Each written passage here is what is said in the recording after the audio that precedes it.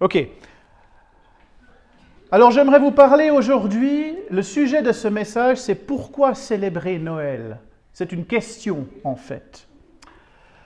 Donc voilà, c'est la saison. Nous sommes dans cette saison Noël. C'est un jour spécial.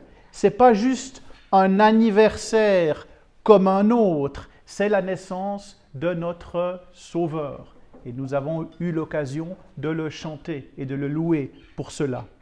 C'est l'incarnation de Dieu sur terre sous la forme d'un homme.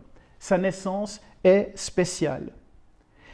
Et permettez-moi de vous rappeler que le point central de cette période de Noël, ce n'est pas d'aller faire du shopping. C'est le Sauveur que nous célébrons. Et nous devrions célébrer la délivrance du péché, et la mesure de notre joie ne devrait pas être dictée par les cadeaux qui se trouvent sous l'arbre, mais par le cadeau qui est mort pour nous sur le bois de la croix. C'est cela que nous célébrons. Il est dans une catégorie spéciale et unique. Il y a quelque chose d'unique à son sujet.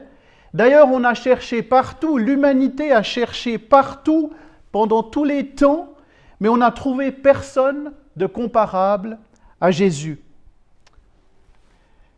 Et j'aimerais commencer par vous lire ce passage que vous connaissez bien dans Matthieu 1, les versets 18 à 23. Je les lis comme à mon habitude dans la Bible, dans la version, la traduction de la Bible à la colombe. Matthieu au chapitre 1, les versets 18 et suivants. « Voici comment arriva la naissance de Jésus-Christ. Marie, sa mère, était fiancée à Joseph. Avant leur union, elle se trouva enceinte du Saint-Esprit. Joseph, son époux, qui était un homme de bien et qui ne voulait pas la diffamer, se proposa de rompre secrètement avec elle. Comme il y pensait, voici qu'un ange du Seigneur lui apparut en songe et dit « Joseph, fils de David, ne crains pas de prendre avec toi Marie, ta femme, car l'enfant qu'elle a conçu vient du Saint-Esprit. Elle enfantera un fils et tu lui donneras le nom de Jésus, car c'est lui qui sauvera son peuple des péchés, son peuple de ses péchés. Tout cela arriva afin que s'accomplisse ce que le Seigneur avait déclaré par le prophète. Voici que la Vierge sera enceinte, elle enfantera un fils et on lui donnera le nom d'Emmanuel, ce qui se traduit « Dieu avec nous ». Voilà la parole du Seigneur et vous la connaissez cette parole. Et le monde la connaît et l'a entendue à de maintes reprises. Et pourtant, le monde n'aime pas parler de Jésus. Pourquoi? Car le monde ne peut pas accepter la simplicité de son message et aussi ce que ce message implique. Alors le monde a bien essayé de lui créer des substituts et des subterfuges, comme le Père Noël. Et attention, parce qu'il ne faut surtout pas toucher à cette illusion que le monde a créée. Moi, j'ai un ami pasteur, et ses enfants, ils sont allés à l'école, les petits-enfants, et puis ils ont dit aux autres, « Ouais, mais le Père Noël, ça n'existe pas. » Mais ça a créé un scandale. Le pasteur et sa femme, ils ont été cités à la commission scolaire, ils ont dû aller s'expliquer, ils ont dit, « Mais qu'est-ce que vos enfants viennent dire ici que le Père Noël n'existe pas ?» Mais gardez vos théories pour vos sectes, qui lui ont dit, gardez vos théories dans vos sectes, et puis laissez le rêve aux enfants, laissez-leur au moins le rêve, laissez-leur au moins ce rêve, cette illusion. Le Père Noël, un personnage imaginaire, c'est ça que le monde défend. Car si le monde ne croit pas en Dieu, il essaye malgré tout de se raccrocher à une forme d'espoir, de petit espoir surnaturel. C'est pourquoi les gens se fâchent si vous allez dire à leurs enfants que le Père Noël n'existe pas. Mais ils se fâchent aussi si vous commencez à leur prêcher la bonne nouvelle de Jésus. C'est beaucoup plus facile pour les adultes d'accepter un mythe qu'ils contrôlent plutôt que d'accepter Dieu Tout-Puissant qui contrôle tout. Oui, le Père Noël est un imposteur, car on lui attribue des pouvoirs miraculeux dans les films. On sait dans les contes, il peut traverser le ciel, il peut donner des cadeaux à des milliards d'enfants en même temps. Il a aussi le pouvoir de juger qui sont les enfants sages et qui sont les enfants qui ne sont pas sages. Il a le pouvoir de passer dans les cheminées sans se salir. Il a des pouvoirs même des fois de redonner la vie dans certains films.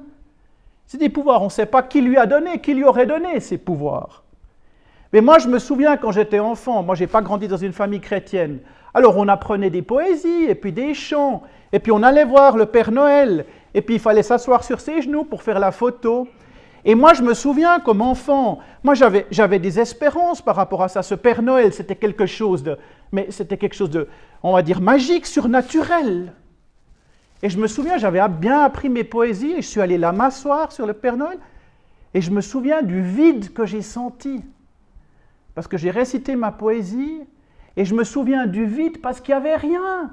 Il n'y avait pas de répondant. C'était quelqu'un déguisé avec une bague, il n'y avait pas de réponse. Il a fait un petit sourire pour la photo, il n'y avait pas d'interaction, il n'y avait pas de relation.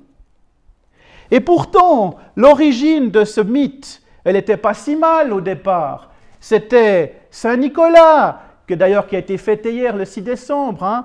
Saint Nicolas, c'était l'évêque de Myre dans la jeune église au 3e, 4e siècle. Et c'était un évêque. Et alors, c'est cette figure qui a été reprise, qui est devenue le Saint Nicolas. Vous savez, ça se fête aussi au Jura. Et vous voyez d'ailleurs, ça c'est l'image du Saint Nicolas du Jura.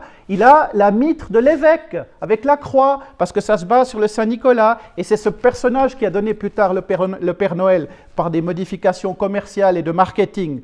Et alors j'ai vu, d'ailleurs ça a lieu aujourd'hui, dans le Jura, il y a le train du Saint Nicolas. Et puis alors j'ai regardé le programme que le Monde propose. Alors le train du Saint-Nicolas, il y a un clown, il y a des contes pour les enfants, et puis il y a la rencontre avec Saint-Nicolas qui vient distribuer des cornets surprises dans une ambiance féerique. Alors vous voyez, on est dans le monde des clowns, on est dans le monde des fées, dans le monde des contes de fées. Et il y a encore pire. Alors ça, vous voyez, après, c'est ce qu'on a fait. On lui a donné des lutins qui le trimballent. Et puis vous voyez, cette image ici, c'est de 1900. Et puis là, on ne sait plus si l'habit du Saint-Nicolas, c'est déjà plus l'habit d'évêque, c'est déjà une sorte d'habit de Merlin l'Enchanteur. Et puis il y a ces lutins qui le trimballent. Puis si vous voyez sa tête, il n'a pas l'air joyeux du tout.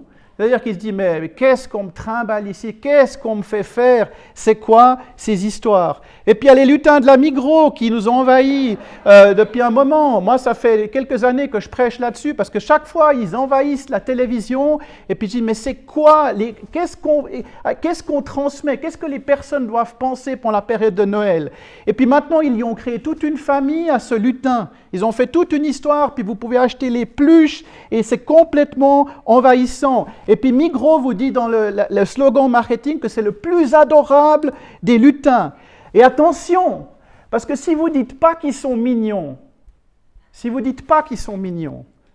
le monde va vous dire « Ouais, mais vous êtes des vieux schnocks aigris et sans cœur. » Parce que le monde veut que vous disiez « Ouais, mais ils sont tellement choux, ces lutins. Ils sont tellement choux. » Et puis il faut acheter des peluches. Vous voyez, c'est ça que le monde préfère défendre. L'imaginaire, le monde préfère défendre l'imaginaire parce que le monde essaye d'effacer Dieu qui lui est réel. Alors moi, je ne veux pas que vous passiez un Noël dans l'ignorance et dans la niaiserie, je veux que vous passiez un Noël puissant, car Jésus, ce n'est pas un rêve, ce n'est pas un conte de fées, il est réel. Alors on va parler de lui aujourd'hui. Et si vous êtes en recherche de certitude, eh bien ce message est pour vous. On peut débattre de plein de choses, vous savez, dans l'Église. On peut débattre de plein de sujets, on le fait d'ailleurs. Quand est-ce que Jésus revient?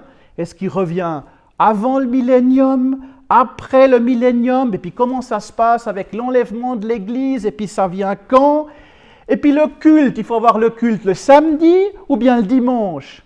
Et puis le parler en langue. Est-ce qu'il faut parler en langue ou est-ce qu'il ne faut pas parler en langue? Et puis si on parle en langue, est-ce qu'il faut un interprète ou pas? Et puis la Sainte Seine, il faut faire avec du vin ou avec du jus de raisin. Et puis les femmes, elles peuvent servir la Sainte Seine ou pas? Et puis à l'église, est-ce qu'on a le droit de jouer de la batterie et de la guitare? Vous savez, dans des églises, on n'a pas le droit de jouer. Ils n'acceptent pas la guitare et les instruments électriques. Et puis les baptêmes, est-ce qu'il faut baptiser par immersion totale ou bien par aspersion? Vous voyez, il y a tout ce genre de batailles dans les églises. Et ça, c'est des batailles inutiles. Parce qu'il y a une chose qui est essentielle. C'est ce que tu crois à propos de Jésus.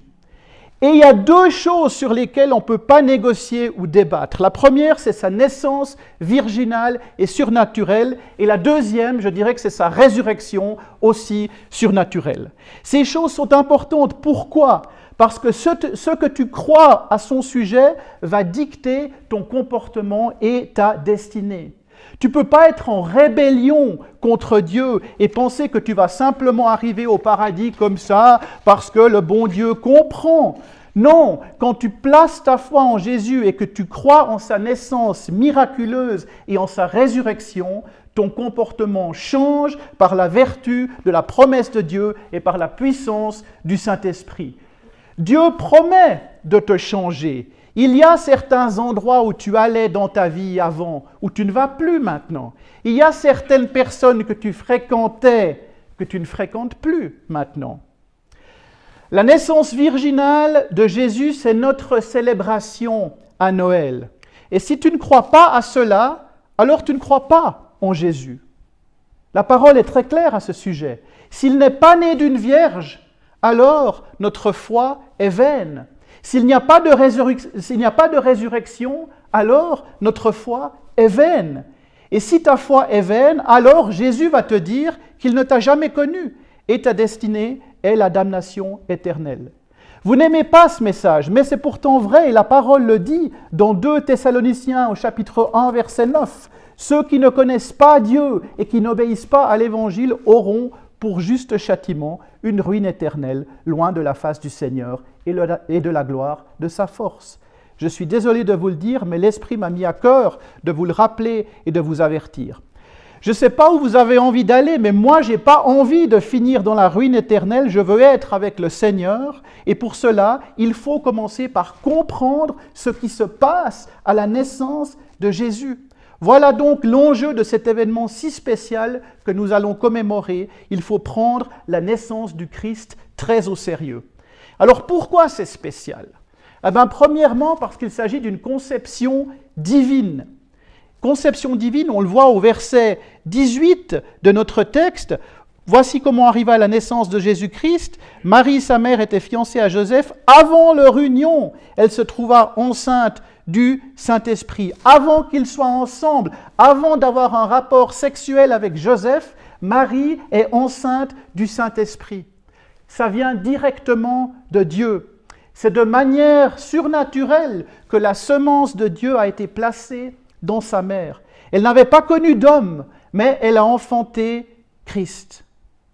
C'est le seul homme qui a été conçu par le Saint-Esprit. Son sang est différent. Si elle avait couché avec Joseph ou avec un autre homme, alors Jésus serait simplement un homme comme toi et moi.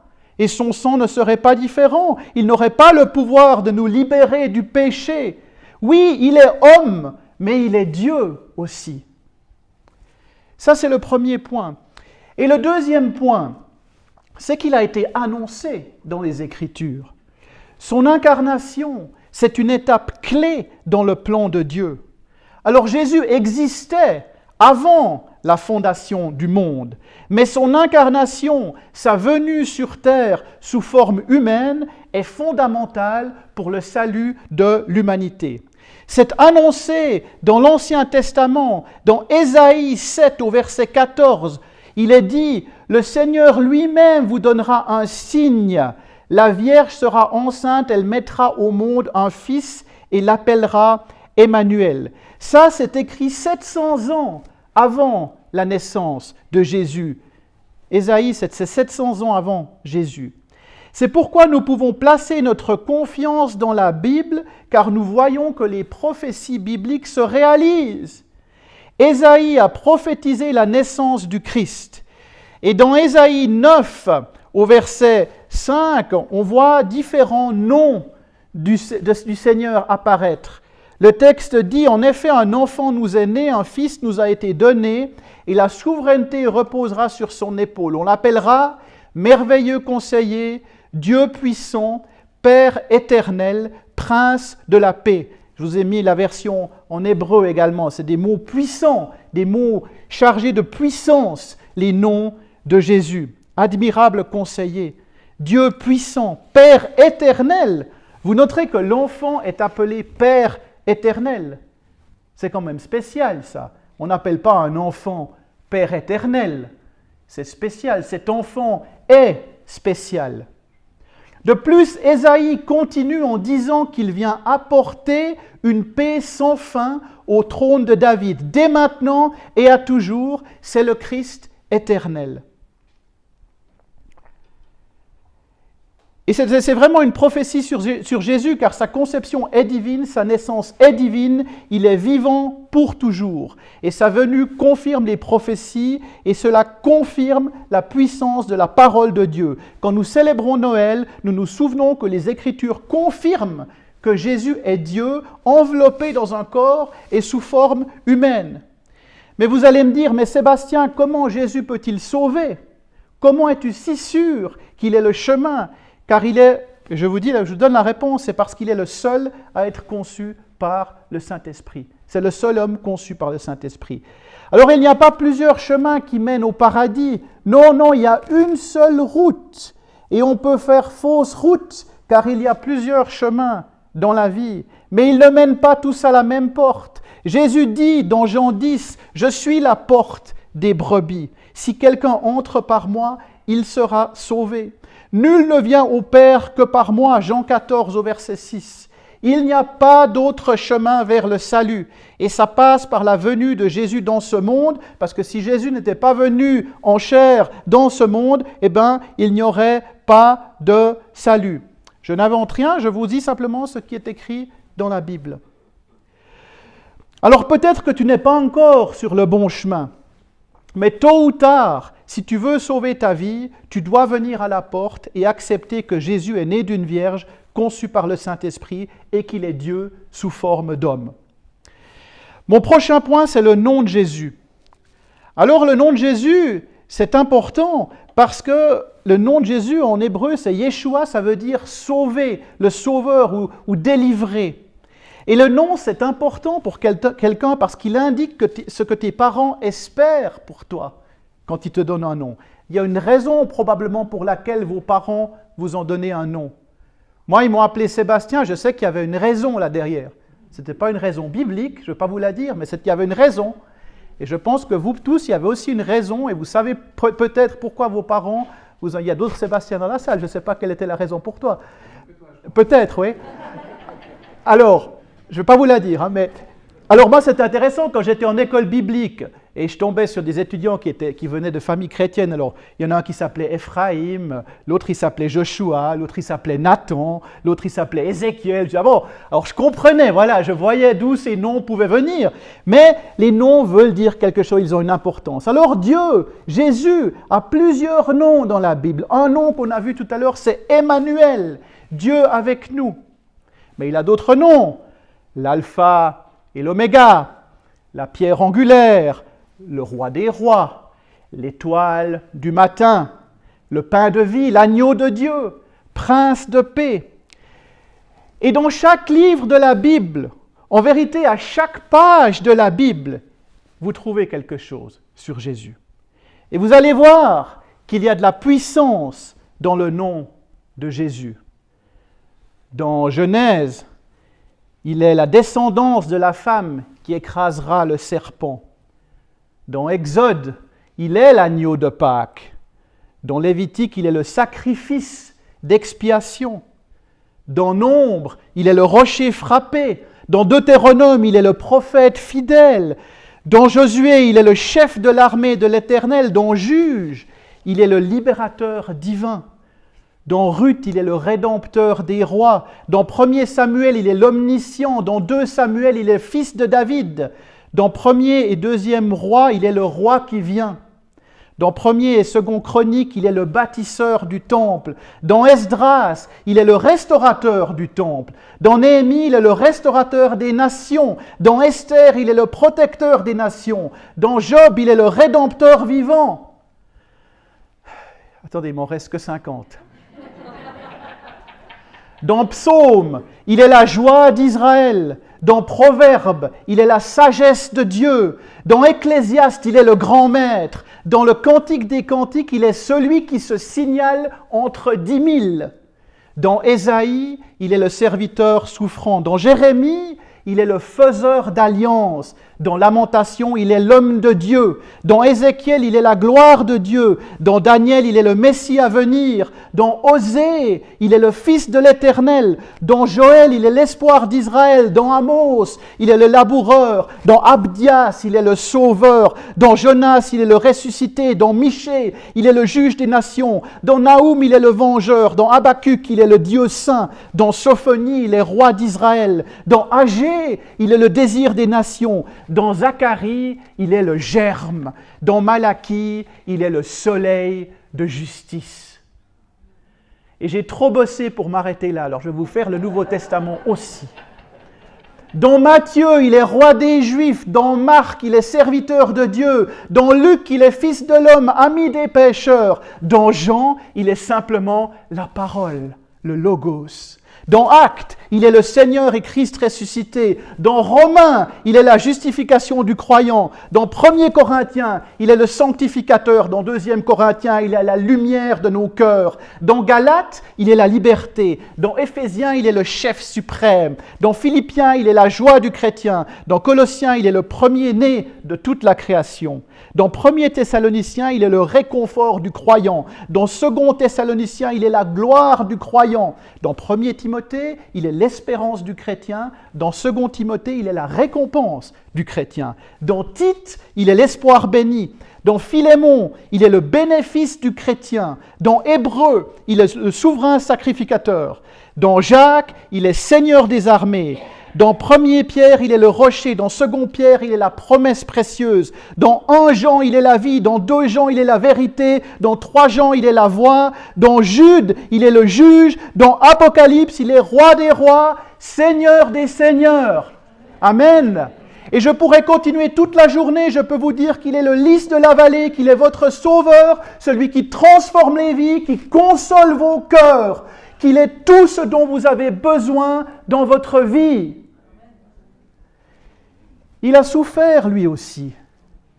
Il s'est humilié lui-même en devenant obéissant jusqu'à la mort à la croix, nous dit Philippiens. C'est pourquoi Dieu l'a souverainement élevé et lui a donné le nom qui est au-dessus de tout nom. Et à son nom, tout genou fléchira et toute langue confessera que Jésus-Christ est Seigneur à la gloire de Dieu. Philippiens 2, verset 9. Alors je ne sais pas pour vous, mais moi je n'ai pas honte de son nom. J'ai été sauvé par son nom, j'ai été guéri par son nom, j'ai été délivré par son nom. Est-ce que j'ai des témoins de la puissance de son nom ici ce matin? Moi je suis témoin. Amen, alléluia. Parce que je vois toutes ses mains, il a fait quelque chose dans vos vies. C'est la puissance de Dieu qui a fait cela. À la mention de son nom, les démons tremblent et Satan bat en retraite. Moi-même, j'étais très loin de Dieu, je m'enfonçais profondément dans le péché, plein de salissures au bord de l'abîme, très loin du rivage. Mais le Seigneur a entendu mon cri de détresse et il m'a sauvé des eaux. J'étais en chemin direct vers la mort et l'enfer et Jésus m'a relevé, le Seigneur m'a sauvé. Est-ce que vous aimez le nom de Jésus? Alléluia.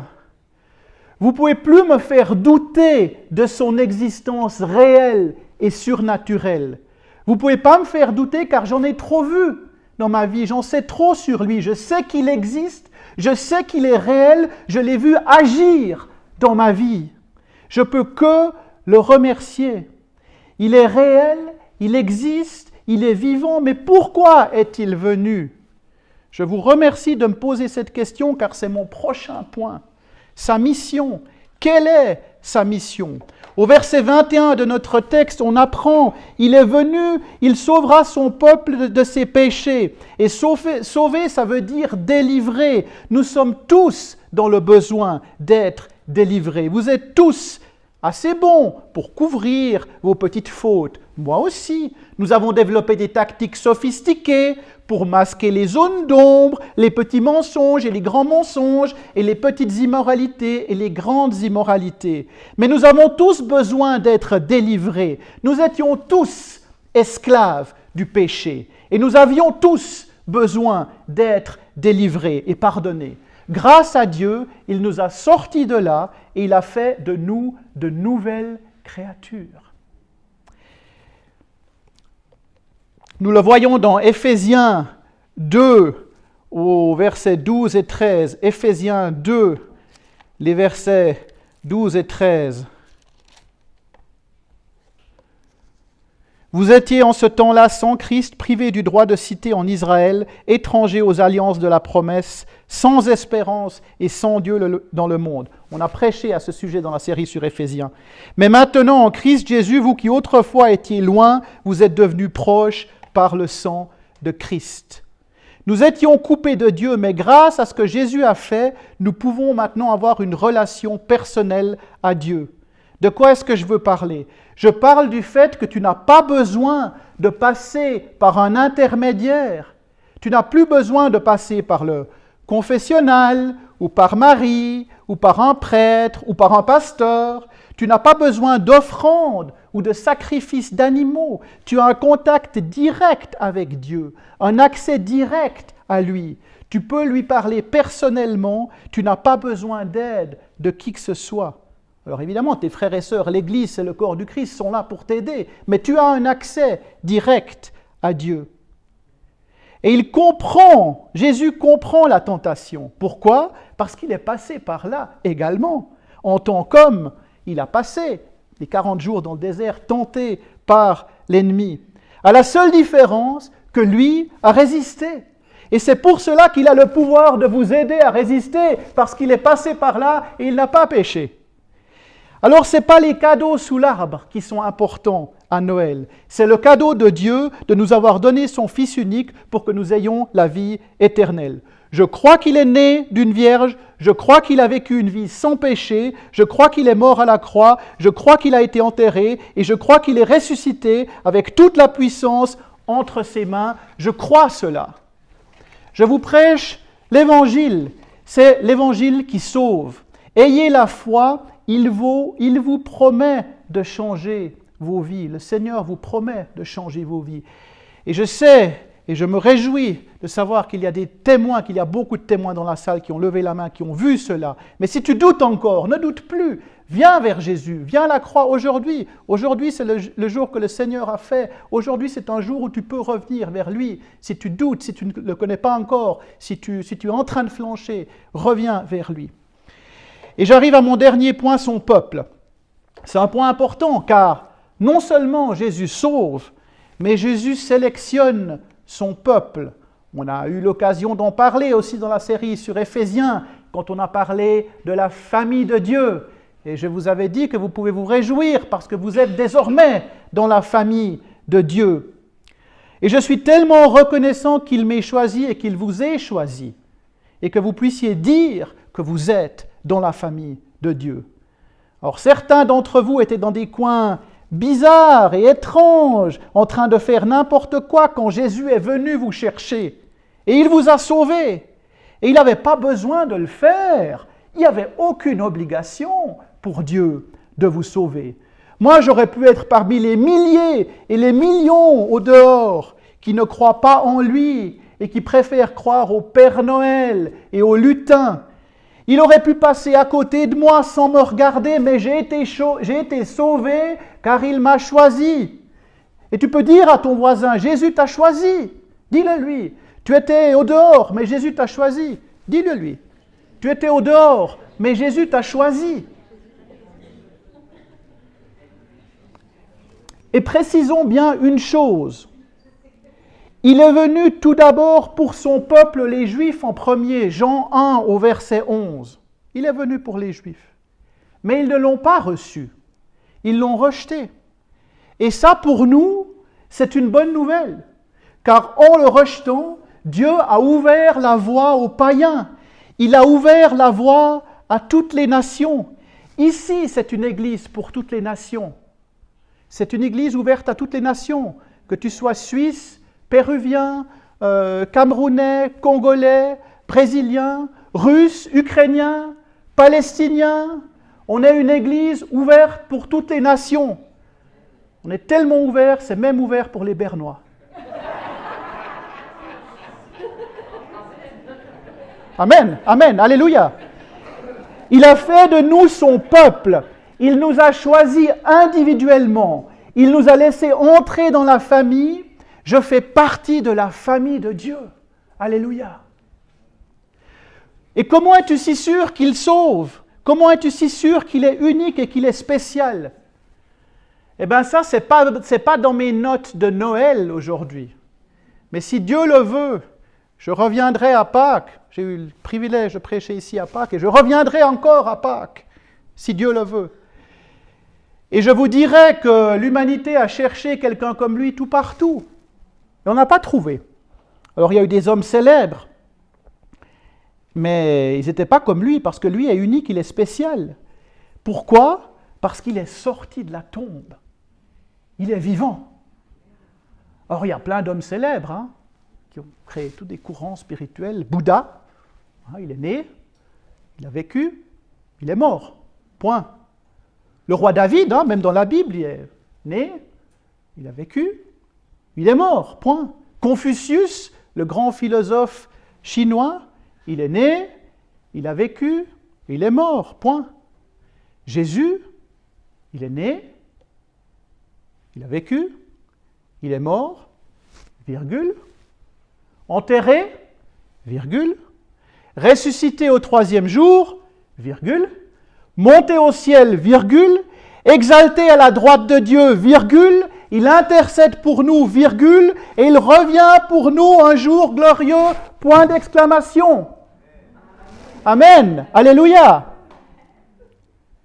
Je ne peux pas douter de lui, je ne peux plus douter de lui car j'en ai trop vu sur lui. Il est réel, il est vivant et il agit dans ma vie. Et grâce à lui, nous avons la vie éternelle. C'est ceci que nous célébrons pendant cette période de l'Avent. Et nous allons célébrer la Sainte Seine aujourd'hui. Et la Sainte Seine, c'est un rappel que Dieu est vivant. Moi, j'aime bien appeler la Sainte Seine une passerelle entre la terre et le ciel. Parce que Dieu n'est pas imaginaire, Jésus n'est pas imaginaire, il insiste. Jésus insiste dans la Bible sur l'importance de sa réalité physique, l'importance qu'il est bienvenu en chair et en os et qu'il est ressuscité aussi en chair et en os. Et il insiste sur le fait, il dit, ceci est vraiment mon corps, ceci est vraiment mon sang. Parce que s'il n'était pas venu en chair et en os, mais il n'aurait pas été notre sauveur, il n'y aurait pas eu l'expiation des péchés à la croix, il n'y aurait pas eu le salut pour nous tous.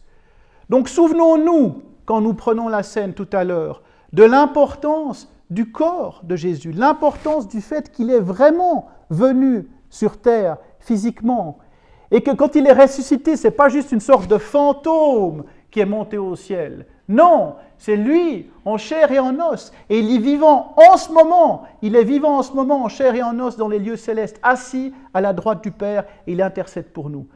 Alors, souvenons-nous de cela et donnons toute l'importance nécessaire à cette célébration de la Sainte Seine, surtout dans cette période de l'année où nous allons célébrer son incarnation, sa venue sur terre. Jésus est vivant, chers frères et sœurs. Nous allons le célébrer ce matin. Amen.